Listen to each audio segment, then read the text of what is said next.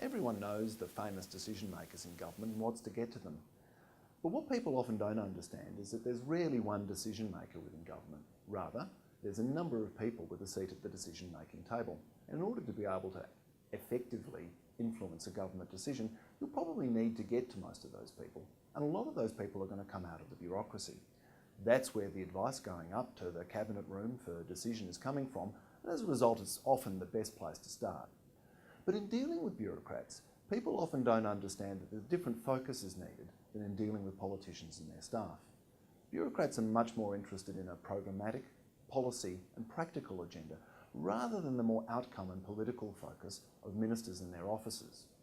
So in order to be able to communicate effectively with bureaucrats, you'll need to couch your proposal in those sorts of terms. This often requires people to be a bit chameleon-like, to be able to sell the same proposal in two different ways. One, a more practical and process-oriented approach for the bureaucrats, but also being able to talk about the same thing from an outcome perspective. But the one piece of advice I really want to give people in dealing with bureaucrats is that they hate being sold to.